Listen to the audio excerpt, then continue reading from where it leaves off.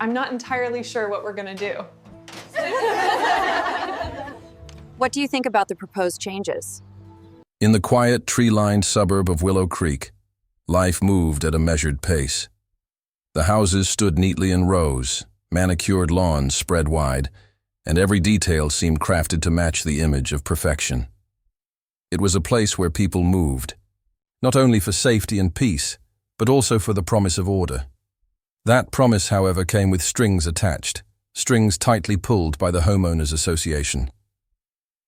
For most families, the HOA was simply a background figure in their daily lives, sending newsletters, posting reminders about trash collection, or occasionally issuing warnings about an overgrown hedge.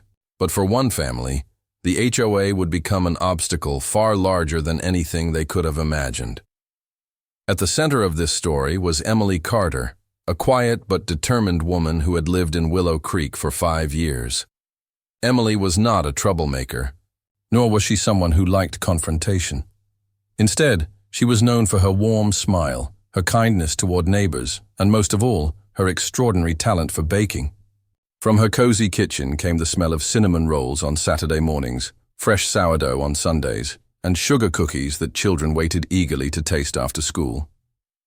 What started as Emily baking for friends and neighbors quickly grew into something more. Word spread across Willow Creek about her creations. Pies that melted in your mouth, bread that seemed to carry the comfort of home, and cakes so carefully decorated they looked like works of art. It didn't take long before neighbors started, asking if she could bake for birthdays, anniversaries, or simply to brighten a gloomy day. At first, Emily hesitated. Running a business from her home wasn't something she had planned. But as requests piled up, she realized that her baking could be more than a hobby. With encouragement from her closest friends, she began accepting small orders. She never hung a sign outside her house, never disrupted the peace of the neighborhood. Everything was low-key, word of mouth, and rooted in kindness. Customers would stop by quietly, often leaving with a box of treats and a smile. For Emily, the bakery wasn't just about making money, it was about connection. She was a single mother raising her young daughter, and the little business gave her both income and joy. She loved seeing the happiness her food brought others, and she cherished the moments when customers lingered on her porch to chat about their day. To her, it was community at its best, but in neighborhoods like Willow Creek, there was always someone watching. And where there was watching, there was judgment. That someone was Karen Whitfield, the self-proclaimed guardian of HOA rules. Karen wasn't officially the president, but she wielded more influence than anyone else in the association. She had lived in Willow Creek since the first brick was laid, and she treated the HOA bylaws as sacred scripture. For Karen, order mattered more than people, and appearances mattered more than kindness. When Karen first heard whispers about Emily's home bakery, she brushed them off. A few cookies here and there didn't seem like a problem, but as more and more neighbors praised Emily's creations, Karen's attitude began to shift. She saw the steady flow of customers, polite, quiet, but noticeable, and in her mind, each transaction was an offense. To her, it wasn't just baked goods being exchanged, it was order being chipped away. The HOA guidelines were clear. No businesses could operate out of a residence unless expressly approved. And while Emily had never caused disruption, Karen believed that allowing her bakery to continue would set a dangerous precedent. What if someone decided to open a nail salon next door, or a car repair shop? To Karen, it was a slippery slope that could unravel the perfection of Willow Creek. So she began her campaign. At first, it was subtle. Karen dropped hints in conversations, warning others about how unfair it was for one resident to profit while others followed the rules. She planted seeds of doubt, asking neighbors if they really wanted strangers coming into their community for baked goods. Most people brushed her off. They loved Emily's food and saw no harm in her little side business. But Karen didn't give up. Soon, notices started arriving at Emily's door.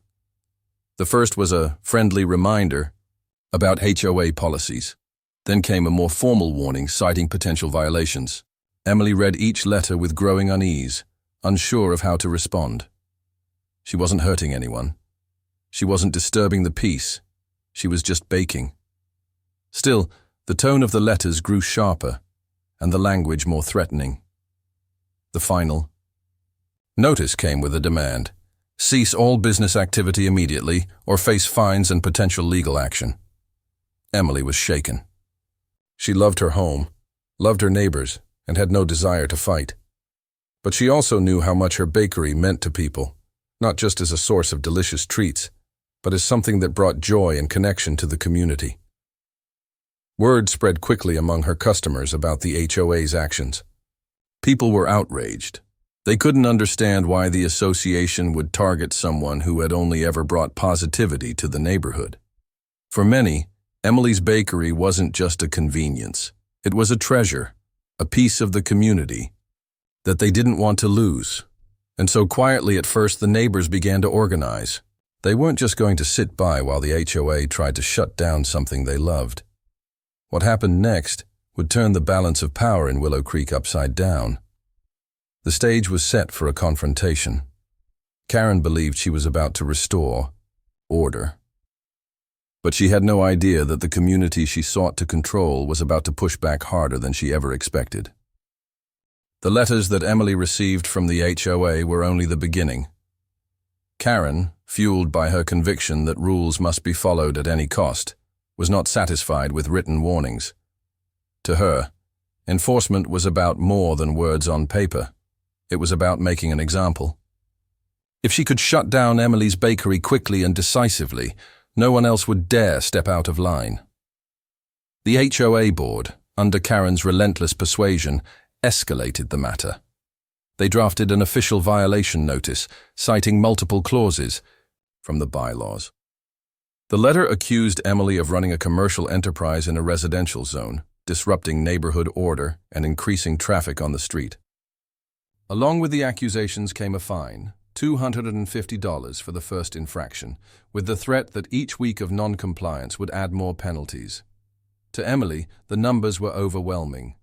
She wasn't making large profits. Her bakery was modest and carefully priced so that neighbors could enjoy her goods without financial strain. The fines alone could erase her entire month's earnings, and if they continued, she would be forced to shut down. Karen viewed this as victory in motion. She believed that by striking with authority, she could scare Emily into submission. But Karen underestimated something far more powerful than bylaws: community loyalty. As soon as word spread about the fines, customers began rallying around Emily. They showed up at her doorstep with kind words, larger orders, and offers to help cover the costs. To them, it wasn't just about baked goods anymore. It was about standing up against unfairness. The neighbors felt insulted by the HOA's attempt to dictate something that, in their eyes, only enriched the community. Yet for all their support, Emily still felt the weight of the battle pressing down on her. She didn't want her customers to feel burdened, and she feared the HOA's threats about legal action. Karen had hinted that if Emily did not comply, the HOA could place a lien on her property. A terrifying thought for a single mother. Meanwhile, Karen worked tirelessly behind the scenes to build her case. She gathered photos of cars parked in front of Emily's home, printed screenshots of neighborhood chat groups praising Emily's baked goods, and even tried to frame these as evidence of commercial solicitation. For Karen, every smiling customer was not a sign of joy but a mark of defiance. The board members, however, were not all in agreement. A few of them quietly admired Emily's baking themselves, and they worried about how the community would react if the HOA pushed too far. But Karen's influence was strong, and most didn't dare oppose her outright.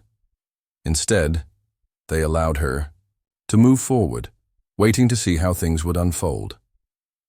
The turning point came when Karen insisted that Emily's case be added to the agenda of the next HOA meeting.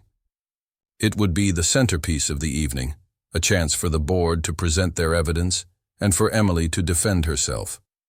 Karen believed she had the upper hand, armed with rules, documents, and a reputation for authority. She envisioned a swift resolution in her favor, with Emily silenced and her bakery dismantled. But Karen had overlooked one crucial detail. Emily wasn't going to stand alone. In the days leading up to the meeting, the community's support transformed into something larger than simple encouragement. Neighbors began organizing, talking about attending the meeting en masse. They felt that if the HOA could target Emily, they could target anyone. For the first time, residents who had quietly resented the HOA's control found a reason to speak out. The whispers turned into plans. People prepared to stand by Emily, not just with kind words, but with their presence. Some drafted petitions, others collected signatures, and a few even researched HOA bylaws themselves to see if there were loopholes in Karen's case. By the time the meeting approached, the energy in Willow Creek had shifted. Karen noticed the growing chatter, but she dismissed it as noise. In her mind, rules always triumphed over sentiment. She convinced herself that once the board presented their findings, Emily would have no choice but to comply. Karen even rehearsed her speech, certain that she would deliver it with the confidence of someone who was untouchable. Emily, on the other hand, felt both anxious and humbled. She had never asked for this fight. She only wanted to bake, to share her passion with neighbors, and to build a small livelihood for herself and her daughter. Yet now, her kitchen had become the center of a neighborhood battle. The night of the meeting arrived, and with it, a storm of tension. The community center, where HOA gatherings were usually small and uneventful, was packed beyond capacity. Chairs were filled, people stood in the back, and the air buzzed with anticipation. Everyone knew this wasn't going to be an ordinary meeting. Karen walked in with her papers neatly stacked, wearing the expression of someone ready to claim victory. She had no doubt that the evening would end in her favor. But what she didn't realize was that she had awakened something far stronger than rules, a collective voice of neighbors who had grown tired of being silenced. The stage was set, the board was seated, the residents were ready. And Emily, though nervous, sat among the people who had chosen to fight beside her. What would unfold that night would not only determine the fate of her bakery, but also reshape the very power dynamics of Willow Creek. The HOA meetings of Willow Creek were usually quiet affairs. A handful of residents showed up, most only half interested, and the discussions rarely stretched beyond mundane topics like lawn maintenance or the budget for holiday decorations. But this time, the atmosphere was entirely different. The community center buzzed with tension, filled with more residents than anyone could remember attending in years. Every chair was taken, people lined the walls, and the air itself seemed charged with anticipation. Karen sat at the head of the board's table, her papers stacked neatly before her, her expression sharp and confident. To her, this was the moment she had been preparing for, the chance to display her authority, to remind the residents that rules were not suggestions but laws. She reveled in the murmurs, misinterpreting them as curiosity rather than dissent. She believed the residents had come to see her triumph. But as she scanned the crowd, the sight should have unsettled her. The faces were not blank or indifferent. They were set with purpose, eyes fixed not on her but on Emily, who sat quietly among the crowd. Emily had no stack of papers, no polished speech prepared. What she had instead was the quiet strength of someone who had done nothing wrong, and the visible support of dozens who refused to let her stand alone. The meeting began as they always did, with the routine announcements and updates. But every minute felt like a delay. A thin veil stretched over the storm everyone knew was coming. The tension grew heavier with each passing moment, until finally Karen cleared her throat and announced the matter of Emily's bakery. The room shifted as people leaned forward, ready for the clash. Karen launched into her presentation with rehearsed precision. She cited clauses from the bylaws, referenced community standards, and displayed photos she had collected of cars parked near Emily's home. She spoke of traffic disruptions, unauthorized commerce, and the slippery slope of ignored rules. Her words were sharp, and her voice carried the practiced authority of someone used to dominating the room. But what Karen failed to notice was the reaction of the residents. Instead of nodding along in agreement, they exchanged incredulous glances. Instead of seeing evidence of wrongdoing, they saw proof of Karen's pettiness. Photographs of neighbors picking up bread, accusations that sounded more like exaggerations than genuine concerns. The longer Karen spoke, the more the crowd's patience thinned. When it came time for Emily to respond, she stood slowly, visibly nervous but steady in her posture. She had no legal jargon to throw back at Karen, no evidence charts of her own. She spoke from the heart, explaining why she baked, how it helped her support her daughter, and how much joy it brought to the community. She reminded everyone that she had never advertised, never disrupted, and never sought to do harm. Though her words were simple, they carried a weight Karen's accusations could not match. The room stirred, and murmurs of support rippled through the crowd. Residents nodded, some clapped quietly, and others whispered encouragement. Emily's voice trembled at moments, but her sincerity filled the room in a way no bylaw citation ever could. Then, one by one, her customers began to speak. An elderly neighbor stood to describe how Emily's bread was the only comfort she had after her husband passed. A young couple explained how Emily had baked their wedding cake when they couldn't afford a fancy bakery, giving them memories they would cherish forever. Parents shared how her cookies had become a bright spot for their children, and families recounted how her pies had become part of their holiday traditions. Each story was a thread in a larger tapestry, painting Emily not as a violator of rules, but as a cornerstone of the community. And as more residents spoke, the atmosphere shifted completely. What had begun as Karen's carefully orchestrated takedown turned into an outpouring of loyalty and affection. Karen tried to interject, cutting in with references to bylaws and the dangers of exceptions, but her voice was increasingly drowned out by the rising tide of residents.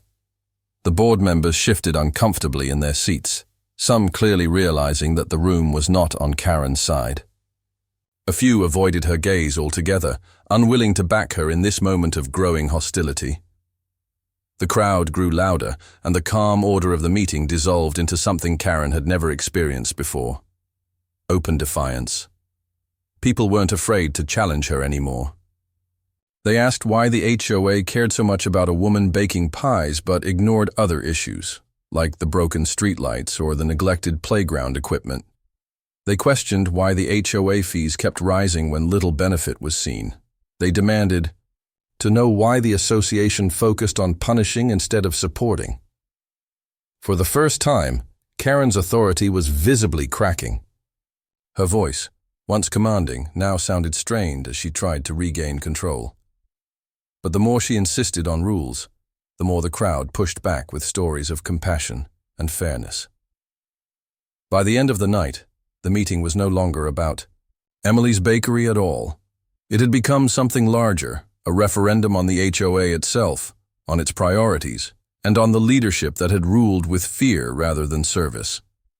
Emily's struggle had opened a floodgate, and once it was open, there was no going back. The board announced that the matter would be tabled for further discussion, an attempt to calm the storm. But everyone in the room knew what had just happened. Karen had tried to silence one woman, and instead, she had given an entire community its voice. Emily left the meeting that night, overwhelmed. She had walked in prepared to lose everything, but she walked out with more support than she had ever imagined. Her bakery had become more than a business. It was now a symbol of resistance against unfair control. Karen, however, left seething. Her plan to crush Emily had backfired spectacularly, and the humiliation burned deep. To her, this was no longer just about rules. It was about pride, about power, and about reasserting control. She wasn't finished. If anything, the meeting only hardened her resolve. And so, while Emily found hope in her neighbor's loyalty, Karen began plotting her next move. one that would escalate the conflict beyond anyone's expectations. The fallout from the HOA meeting left ripples throughout Willow Creek. For the first time in years, residents had felt the power to speak against the association. Emily's Bakery had become the center of attention, not just because of the sweet goods it produced, but because of what it represented, a challenge to the tight grip the HOA, and especially Karen, held over the community. But while the residents left the meeting with a sense of victory, Karen left with simmering fury. The humiliation of being openly defied gnawed at her. She had built her reputation on control, on the fear and compliance of others. That night, however, she had watched her influence unravel in front of the very people she had ruled over for so long. To Karen, the community's defense of Emily was not an expression of loyalty or kindness. It was a rebellion, and rebellions, in her mind, had to be crushed before they spread. She told herself that she wasn't acting out of spite but out of duty, that the rules existed for a reason, and that her authority was necessary to preserve order. Yet beneath the justifications was something simpler: pride. She could not allow herself to lose. In the days that followed, Karen doubled down. She drafted a formal complaint to the city zoning department, framing Emily's Bakery as a violation of residential use codes. She reached out to the health department, alleging unsanitary conditions and unlicensed food preparation. She even tried to gather signatures from residents who might side with her, though she quickly discovered that few were willing to align themselves openly against Emily. But Karen didn't need widespread support. She needed to apply pressure from above. Her goal was to bring the weight of outside authority onto Emily, hoping to accomplish what the HOA alone had failed to do. Each letter she sent, each complaint she filed, was another attempt to tighten the net around the bakery. Emily, meanwhile, tried to keep her head above water. She continued baking, though each day brought new anxiety about what might happen next. Official-looking envelopes began appearing in her mailbox, requests for inspections, notices of investigation, and warnings of potential violations. Her daughter sensed the tension, and Emily did her best to hide her worry, but the weight pressed down heavier with each passing week. Yet for all of Karen's efforts, Emily was not as isolated as Karen believed. The community that had rallied behind her at the meeting only grew stronger in their support. Neighbors volunteered to help Emily tidy her kitchen, ensuring it would pass any health inspection with flying colors. Others offered to research local laws, finding clauses that could protect her from the HOA's interpretation of the bylaws. Some even suggested pooling money to hire legal counsel if the fight escalated. Every time Karen launched a new attack, the neighborhood responded with greater unity. To Karen's frustration, Emily's Bakery didn't shrink. It flourished. Orders increased, and neighbors went out of their way to purchase more goods, often paying more than Emily asked. What Karen saw as violations, the community saw as defiance, and they embraced it wholeheartedly. Still, Karen wasn't finished. She began prowling the streets, taking photos of every car that stopped near Emily's house. She documented delivery men dropping off supplies, scribbling down notes as if each one was proof of criminal activity. She filed more reports, trying to overwhelm Emily with bureaucracy. For Karen, this was war, and she refused to retreat. The tension spread through Willow Creek like wildfire.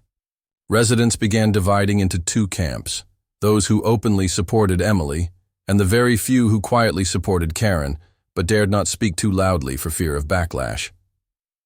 Conversations at the park, on sidewalks, and in driveways all returned to the same subject: the bakery, the HOA, and Karen's crusade. The suburb that once prided itself on peace and order was now thick with whispers, rumors, and subtle confrontations. The board of the HOA found itself in an uncomfortable position. Officially, they were supposed to support enforcement of the bylaws. But in practice, they saw the overwhelming support Emily had. They had witnessed the explosive energy of the last meeting and knew that siding with Karen too strongly could ignite a full-blown revolt. They tried to stall, to avoid further escalation. but Karen pushed them relentlessly, demanding more votes, more actions, more fines. Then came the spark that turned everything into a firestorm. One afternoon, an inspector from the city arrived unannounced at Emily's home. Word spread almost instantly. Neighbors rushed over, not to interfere but to witness. They watched as the inspector entered Emily's kitchen, clipboard in hand, while Emily nervously stood by. Karen, not far away, observed from the sidewalk. With a satisfied smile, convinced that this would finally be the moment Emily was shut down. But when the inspector emerged, his notes completed, the outcome was not what Karen expected. Emily's kitchen passed the inspection without issue. It was clean, organized, and more than up to standard. Neighbors erupted in cheers, clapping and hugging Emily, while Karen's triumphant smirk faded into something tight and bitter. The failure of this latest tactic only fueled the residents further. They saw it as proof that Karen's crusade was nothing more than harassment. They began openly calling her out, no longer afraid to challenge her authority. Even those who had once been neutral started questioning why one woman was allowed to wield so much power. Karen retreated into her home that night, seething. Her plan had failed yet again, and worse, it had backfired, making her look desperate and vindictive. Still, she refused to concede. If the HOA meeting had been a turning point, the next one, she decided, would be her battlefield. She began preparing for it obsessively, determined that she would not be humiliated again. What Karen didn't realize was that the community was also preparing. They weren't just planning to defend Emily this time. They were planning to take the fight directly to the HOA. The lines had been drawn, the sides chosen. The next HOA meeting would not be a mere debate, it would be a showdown. The second HOA meeting arrived faster than anyone expected. The air in Willow Creek seemed charged in the days leading up to it, as though the quiet streets and manicured lawns were holding their breath. This was no longer just about a bakery, nor was it even about one woman standing against an HOA. It had become something far larger, a confrontation between two visions of community.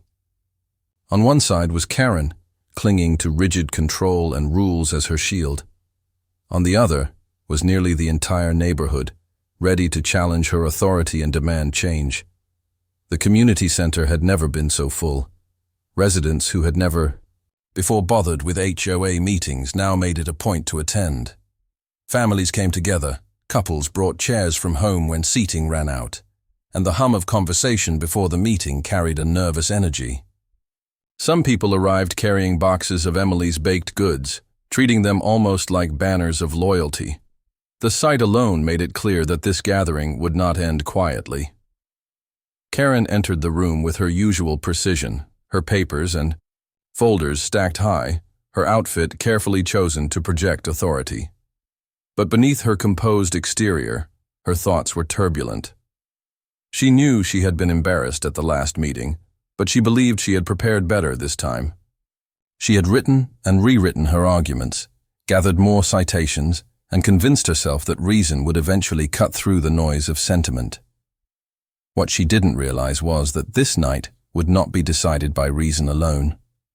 Emily sat quietly near the center of the room, surrounded by neighbors who offered small gestures of reassurance. She hadn't come to fight, she hadn't come to win arguments. She had come because she owed it to the people who supported her to stand in the middle of whatever was about to happen. Her heart pounded, but she felt less alone than she ever had. The meeting began with the usual routine, but it was obvious that nobody cared about the preliminary topics. Every face was turned toward Karen, waiting for the inevitable clash.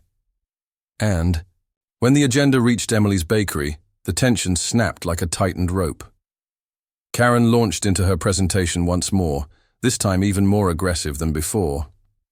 She cited bylaws with sharp precision, described the threat of businesses taking root in a residential neighborhood, and tried to frame Emily's bakery as a dangerous precedent. She even attempted to twist the failed inspection into evidence, claiming that the very act of an inspection was proof of a problem. Her words were polished, her delivery firm, but the faces in the crowd told a different story. Unlike the last meeting, where residents had spoken one at a time, this night they came prepared. One by one, neighbors rose with printed petitions, documented signatures, and statements that directly countered Karen's claims. They spoke of how Emily's bakery had not only brought joy but had increased the sense of unity within Willow Creek. They argued that a community should not be measured only by rules but by the strength of its people. The sheer organization of the residents stunned even the board members. They weren't just defending Emily anymore. They were challenging the very way the HOA operated. They asked why bylaws couldn't be revised to accommodate harmless businesses that enriched the neighborhood. They demanded transparency about how the HOA chose to enforce its rules. And they questioned why fines were levied against residents like Emily while larger issues in the neighborhood went ignored. The board shifted uncomfortably, clearly caught between their obligation to enforce the rules and the overwhelming will of the residents before them.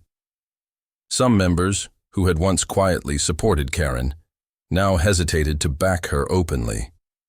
The balance of power in the room had shifted, and it was obvious to everyone watching. Karen, however, refused to yield. Her voice grew sharper, her tone more desperate. She accused the residents of being short-sighted, of letting emotion cloud their judgment.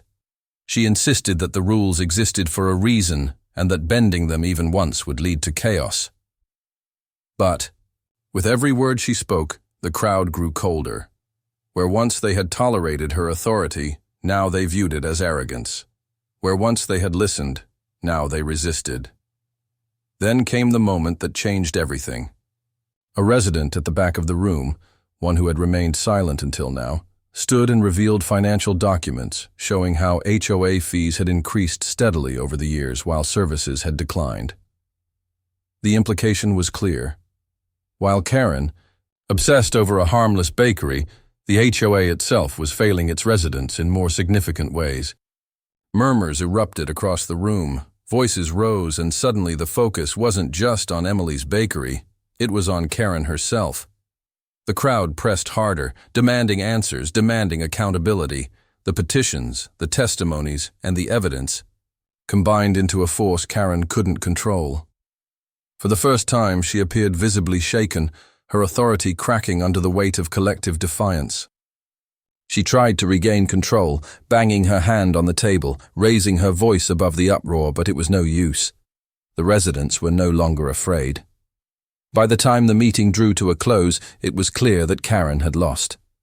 The board, bowing to the will of the community, announced that they would revisit the bylaws with the intent to create allowances for small, low-impact home businesses.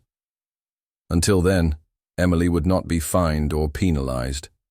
The decision was met with cheers, applause, and even tears of relief. Emily's bakery was safe, at least for now. Karen sat frozen, her papers forgotten, her face pale with disbelief. She had come expecting victory, but she had been met with a force she could not control. A united community. The woman who once silenced neighbors with her authority now found herself speechless. As the residents left the meeting, they didn't just feel relief. They felt empowered. They had stood together. They had spoken out. And they had won. For Emily, it was overwhelming. A validation not just of her bakery, but of the love she had unknowingly built through her simple act of sharing food. For Karen, it was humiliation, a public defeat that would not be easily forgotten. But while Emily and her neighbors left with hope, everyone knew the conflict was not entirely over. Karen's silence was not surrender. It was the quiet before whatever storm she would try to conjure next. The morning after the fateful HOA meeting, Willow Creek felt different. The manicured lawns and quiet streets were unchanged, but something invisible had shifted. For years, the residents had lived under the weight of an association that valued control above compassion. But now they had tasted the power of unity. The bakery battle had revealed that rules were not unbreakable chains but guidelines that could be reshaped when a community demanded it. Emily woke that day with a mixture of exhaustion and relief.